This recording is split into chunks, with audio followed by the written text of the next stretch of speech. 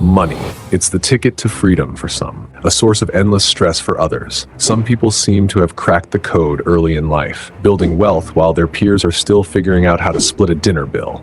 But the real difference between those who thrive financially and those who struggle isn't luck or circumstances. It's the mistakes they avoid making in their 20s and 30s, the habits they build when no one is watching, the decisions they make when the stakes feel low but the consequences stretch across decades. Most young people are walking into financial quicksand without even realizing it. They're making choices today that will echo through their entire lives. And the scary part is that these mistakes feel completely normal in the moment. Everyone around them is doing the same thing. Everyone is broke. Everyone is living paycheck to paycheck. Everyone is putting off tomorrow for today. But here's what's really happening. They're trading away their most valuable asset, time, for temporary pleasures that won't matter 5 years from now.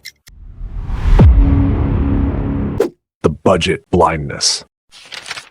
We live in a world where you can order dinner with a tap, buy clothes with a swipe, and subscribe to services you'll forget about. The ease of spending has created a generation that has no idea where their money actually goes. It's like trying to fill a bucket with holes in it. No matter how much water you pour in, it keeps leaking out. Sarah thought she was doing fine financially. She had a decent job, paid her rent on time, and always seemed to have money for the things she wanted. But every month, she found herself stressed about money by the third week. Sound familiar? Sarah was living what millions experience, the illusion of financial control while being completely out of control. The problem was that she treated her money like it was invisible. She was making financial decisions based on how her bank account looked at any moment rather than understanding her true financial picture. When you don't track your money, you can't control it. And when you can't control your money, it controls you. Research shows that people who track their spending spend significantly less than those who don't. It's not magic, it's awareness. When you see that you spent $200 on food delivery last month, suddenly cooking at home becomes easier. The 50-30-20 rule works because it's simple. 50% for needs, 30% for wants, 20% for savings. The magic isn't in the exact percentages, it's in the awareness that comes from categorizing your spending. The lifestyle trap.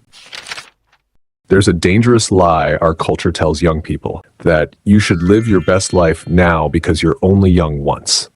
This philosophy becomes financially toxic when it becomes your primary financial strategy. Living beyond your means isn't just about expensive cars or designer clothes. It's the daily coffee shop visits, the frequent dinners out, the subscription services, the impulse purchases that seem small but add up to financial quicksand over time. It's prioritizing how you look to others over how secure you feel in private. The real trap is the psychological shift that happens when lifestyle inflation becomes your norm.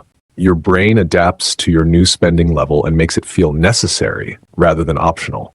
What used to be luxuries become baseline expectations. The coffee shop becomes your kitchen. Uber becomes your transportation. Restaurants become your grocery store. The danger multiplies when you add social media into the mix. Everyone appears to be living the same lifestyle, so it feels normal. What you don't see are the credit card balances, the family financial support, or the financial stress hiding behind the perfectly curated posts. You're comparing your real financial situation to everyone else's highlight reel, and that comparison is bankrupting your future. Breaking free requires distinguishing between what you need and what you want in real time. Every purchase becomes a choice between immediate gratification and future security. The question isn't whether you can afford something now, but whether you can afford the opportunity cost of that purchase, compounded over decades.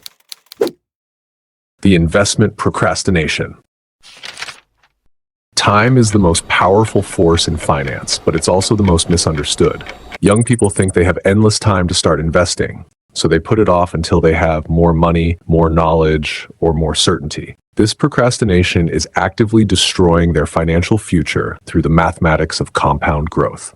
Consider two friends, Alex and Jordan. Alex starts investing $500 per year at age 25 for 10 years, then stops completely.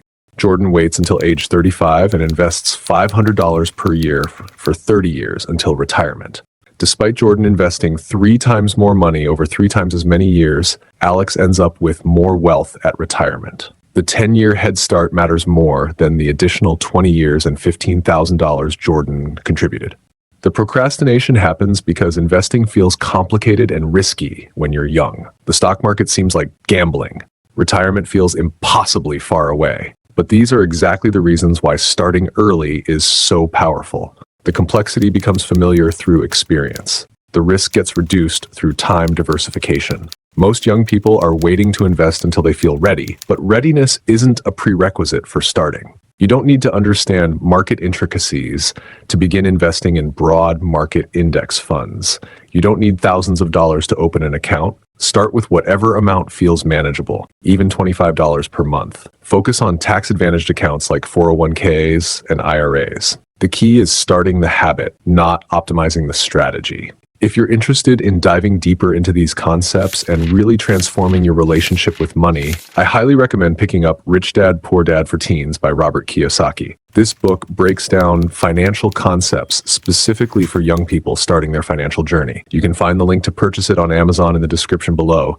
It's definitely worth reading and will give you a solid foundation for building wealth from an early age.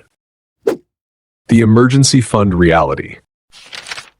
Most young people live one car repair, one medical bill, or one job loss away from financial crisis, but they don't think of themselves as financially vulnerable because they've never experienced a real emergency yet. This false sense of security keeps them from building the financial buffer that would actually provide real security. More than half of Americans can't cover a $1,000 emergency without borrowing money or using credit cards. For young people, the numbers are even worse. They're living paycheck to paycheck, not because they don't earn enough money, but because they've never prioritized financial stability over financial flexibility. An emergency fund isn't just money sitting in an account. It's peace of mind converted into liquid assets.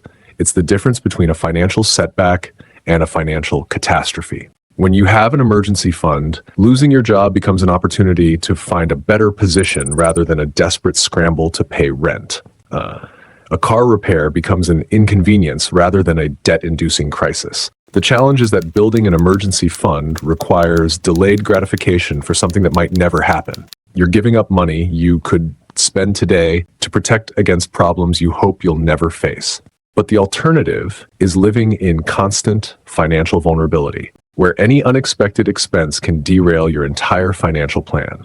Start small and build systematically. Even $500 can cover most minor emergencies and prevent you from going into debt for unexpected expenses.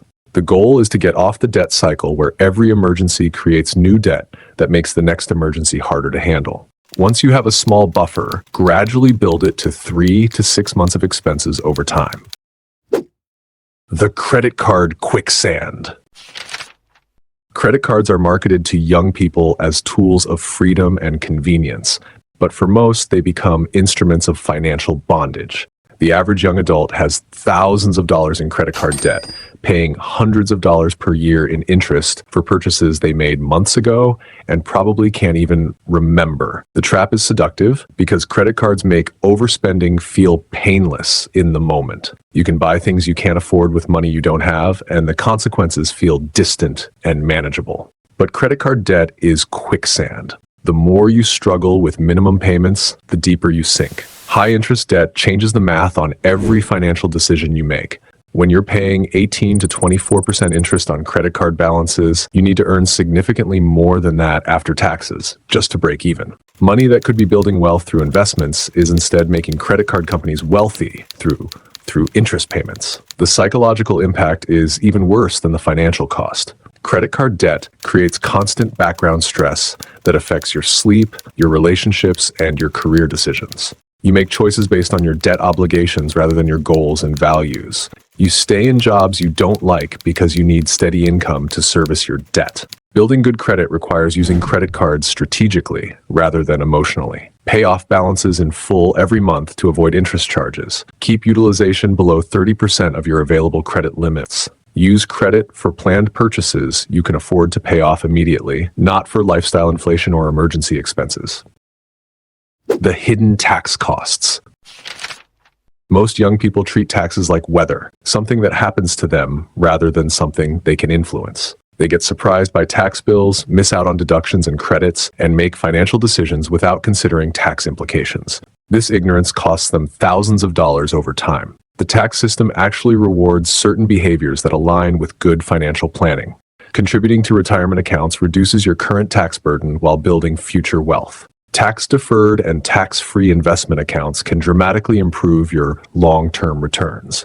Understanding how different types of income are taxed helps you make better career and investment decisions. Tax ignorance affects everyday financial decisions in ways most young people don't realize. The difference between gross income and take-home income affects your budgeting. The timing of income and expenses can impact your tax liability. The choice between different investment accounts can save or cost you thousands over decades.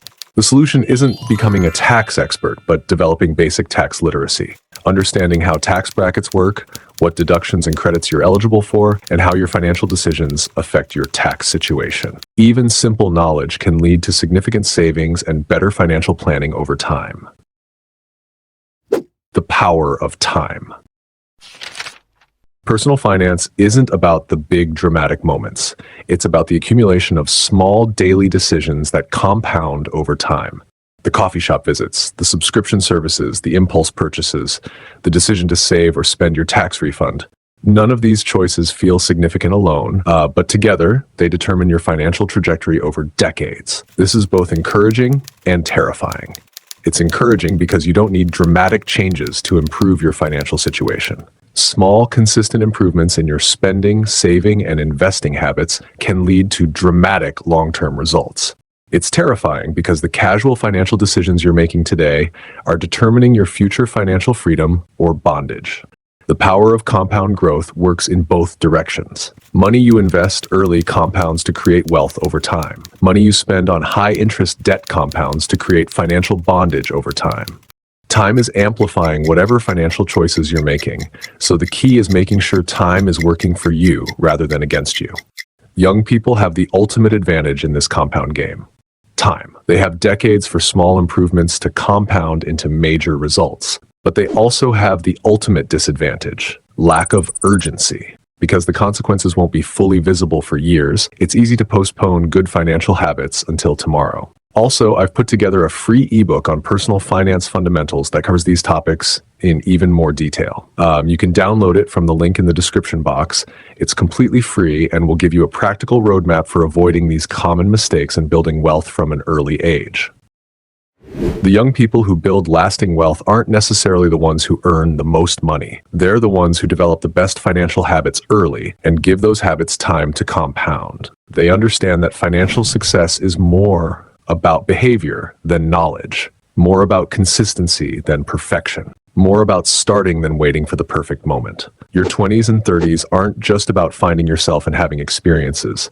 They're about building the financial foundation that will determine what kinds of experiences you can have for the rest of your life. The financial mistakes you avoid today will become the freedoms you enjoy tomorrow. The habits you build now will determine whether money becomes a tool for creating the life you want or a constant source of stress and limitation. Time is your greatest asset, but only if you use it wisely. The compound effect is working whether you're aware of it or not, building wealth or debt, creating freedom or bondage. The choice is yours, but it's a choice you make with each small daily decision, not just with grand declarations about your financial future. You must watch this video to learn 5 lessons about money you never learned. It will completely change how you think about building wealth and give you the strategies that successful people use to create financial freedom from an early age. If you like this video, like, comment, and subscribe. See you soon in the next video.